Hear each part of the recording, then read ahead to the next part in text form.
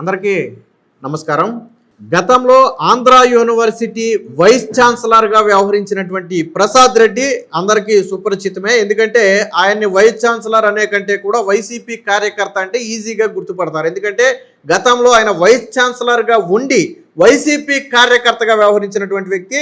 అప్పట్లో విజయసాయిరెడ్డికి ఈయనకి బాగా దగ్గర సంబంధాలు ఉన్నాయి. విజయసాయిరెడ్డి అండతోనే ఈయన ఆటలు సాగుతున్నాయి అని చెప్పి అప్పట్లో తీవ్ర విమర్శలు వచ్చేవి.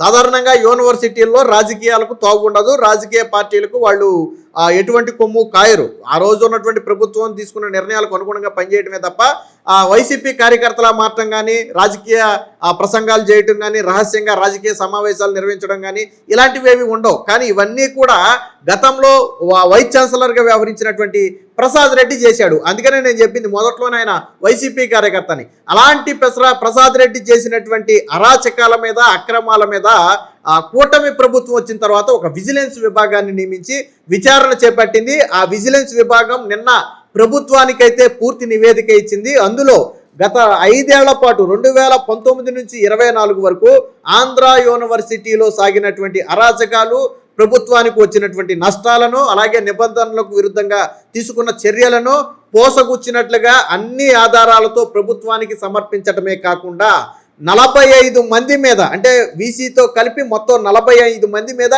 క్రిమినల్ చర్యలు తీసుకోవాలి. అలాగే ఎవరైతే ఈ ప్రసాద్ రెడ్డి ఉన్నాడో, వీసీగా పనిచేసినటువంటి ప్రసాద్ రెడ్డి ఉన్నాడో, ఈయన అక్రమార్జనకు పాల్పడ్డాడనే ఉద్దేశంతో ఏసీబీతో విచారణ కూడా, అంటే యాంటీ కరప్షన్ బ్యూరోతో విచారణ కూడా జరిపించాలని చెప్పి నిన్న విజిలెన్స్ కమిషన్ నివేదికను రాష్ట్ర ప్రభుత్వానికి అయితే ఇచ్చింది. వాస్తవానికి ఈ ప్రసాద్ రెడ్డి అనే వ్యక్తి గతంలో వైసీపీ కార్యక్రమాల్లో పాల్గొనడం, వైసీపీ కేకులు కట్ చేయడం, కరోనా సమయంలో వైసీపీ నిర్వహించినటువంటి అనేక కార్యక్రమాల్లో ప్రసాద్ రెడ్డి పాల్గొన్నాడు. మీరు ఆ ఫోటోలు కూడా చూడొచ్చు. వైసీపీ కేకులు కూడా కట్ చేశాడు.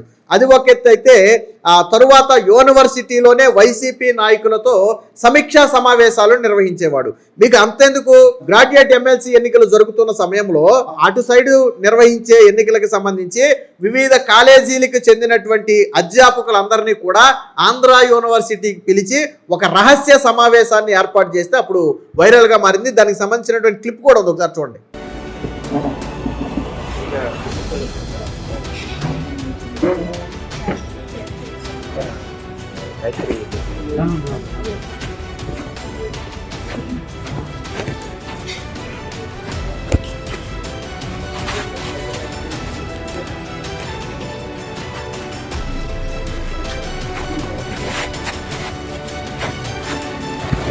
సో చూశారు కదా, ఆంధ్ర యూనివర్సిటీ వీసీగా ఉండి ప్రైవేటు కళాశాలలకు చెందినటువంటి అధ్యాపకులందరినీ కూడా అక్కడికి పిలిచి గ్రాడ్యుయేట్ ఎమ్మెల్సీ ఎన్నికల్లో వైసీపీ అభ్యర్థికే ఓటు వేయాలి అని చెప్పి ఆయన అప్పట్లో ప్రసంగాలు కూడా చేశారు. ఇది తెలుసుకుని మీడియా యూనివర్సిటీలకు వెళ్లే సమయానికి ప్రసాద్ రెడ్డి ఆ పక్కన ఉన్నటువంటి గదిలో నుంచి అటు పక్కకి జంప్ అయిపోయాడు. దొరకకుండా జంప్ అయిపోయాడు. మీడియా వెంటనే అలర్ట్ అయ్యి లోనికి వెళ్ళింది. సో అక్కడి నుంచి పారిపోయాడు, కనపడకుండా పారిపోయాడు. సో ఇలాంటి అనేక కార్యక్రమాలు చేశాడు. పైగా గతంలో ఏమన్నాడో తెలుసా, ఏదైతే అమరావతి రైతులు యాత్ర చేస్తున్నారో, మీరు ఉత్తరాంధ్ర మీద దండయాత్ర చూస్తామంటే ఊరుకునే ప్రసక్తి లేదు, తరిమేస్తామని చెప్పి అమరావతి రైతుల్ని హెచ్చరించి మాట్లాడాడు. ఆయన ఆంధ్ర యూనివర్సిటీకి వీసీగా ఉన్నాడు. రాజకీయాలతో ఆయనకి సంబంధం లేదు, అమరావతి రైతులు చేసే యాత్రతో ఆయనకి సంబంధం లేదు. కానీ ఎవరైనా సరే ఇది విశాఖ రాజధాని ప్రజలు కోరుకుంటున్నారు, జగన్మోహన్ రెడ్డి హామీ ఇచ్చాడు, మీరెవరైనా విశాఖ రాజధాని వద్దు అని ఇటు సైడు వస్తే తరిమేస్తామని చెప్పి బహిరంగంగానే ఆయన హెచ్చరించాడు. సో అంటే పూర్తిగా వైసీపీ నాయకుడు, కార్యకర్తగా వ్యవహరించాడు. అలాగే విజయసాయిరెడ్డి పుట్టినరోజు వేడుకలను, జగన్మోహన్ రెడ్డి పుట్టినరోజు వేడుకలను కూడా ఆయన యూనివర్సిటీలోనే నిర్వహించాడు. అప్పట్లో కూడా దీని మీద చర్చ జరిగింది. వీటన్నిటికీ మించి సరే, వాళ్ళు జగన్మోహన్ రెడ్డి అధికారంలో ఉన్నప్పుడు జరిగింది, ఓకే రైట్. జగన్మోహన్ రెడ్డి ఓడిపోయి కూటమి ప్రభుత్వం వచ్చిన తర్వాత వీసీ ఛాంబర్లో జగన్మోహన్ రెడ్డి ఫోటోను తీయడానికి ఒప్పుకోలా. చంద్రబాబు నాయుడిని మేము ముఖ్యమంత్రిగా అంగీకరించబోమన్నాడు. ఆయన కావచ్చు, అక్కడ రిజిస్టర్గా ఉన్నటువంటి స్టిఫెన్ కావచ్చు. ఈ స్టిఫెన్ అనే వ్యక్తిని తీసుకొచ్చింది ప్రసాద్ రెడ్డి. ఈ స్టిఫెన్ అనే వ్యక్తికి జీతం దాదాపుగా 1,10,00,000 రూపాయలు జీతం ఇచ్చాడు మొత్తంగా. సో దాని మీద విజిలెన్స్ అంతా లెక్కలు తేల్చింది. అంటే చంద్రబాబు గారిని సీఎంగా అంగీకరించరంట.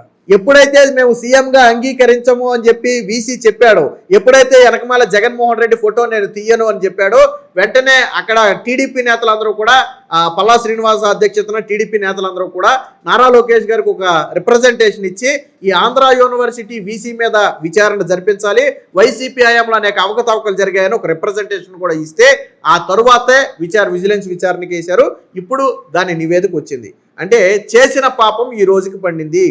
సాధారణంగా యూనివర్సిటీల్లో రాజకీయాలకు తావు ఉండకూడదు. ఇంకోటి ఏంటనుకుంటున్నారు, విశాఖ జీవీఎంసీ ఎన్నికలు ఏదో జరుగుతుంటే స్వయంగా వైసీపీలో ఎవరికి టిక్కెట్లు ఇవ్వాలి అనే బాధ్యతను ప్రసాద్ రెడ్డి స్వయంగా తీసుకుని కొంతమందికి టికెట్లు కూడా ఇప్పించాడట. ఎవరికి టికెట్లు ఇవ్వాలనే బాధ్యత వైసీపీ పార్టీ ప్రసాద్ రెడ్డికి ఇచ్చింది. అక్కడ వార్డు మెంబర్లుగా వాళ్ళగా ఎవరికి టికెట్లు ఇవ్వాలనేది, సో ఆ ఎవరికి ఇవ్వాలి అనేది ప్రసాద్ రెడ్డి డిసైడ్ చేస్తే వాళ్ళకే వైసీపీ టికెట్లు ఇచ్చి జీవీఎంసీ ఎన్నికల్లో పోటీ చేయించింది. సో అలాగే యూనివర్సిటీ విషయంలో అనేక నిబంధనల అతిక్రమణ జరిగింది.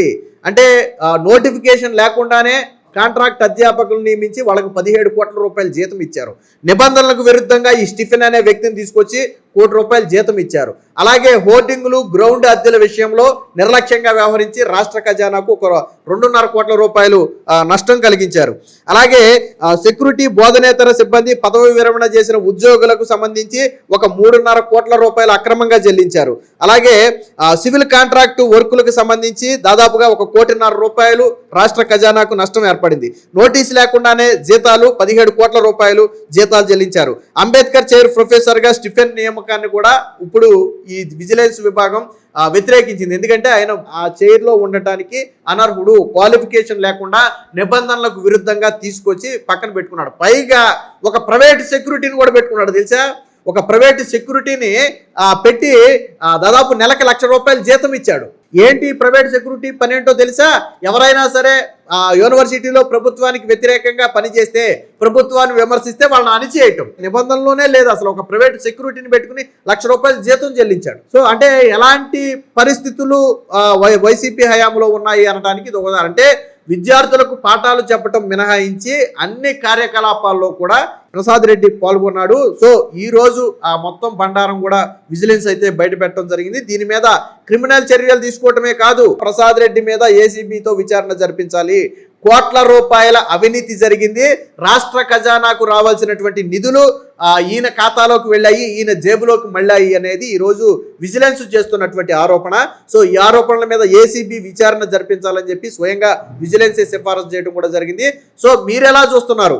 వీసీగా గతంలో ఆంధ్ర యూనివర్సిటీ వైస్ ఛాన్సలర్గా ఉన్నటువంటి ప్రసాద్ రెడ్డి వైసీపీ కార్యకర్తలాగా వ్యవహరించడమే కాకుండా కోట్ల రూపాయలు రాష్ట్ర ఖజానాకు నష్టం చేకూర్చడాన్ని మీరు ఎలా చూస్తున్నారు? అలాగే వీడియో ఎలా ఉందనేది కామెంట్ రూపంలో తెలియజేయండి.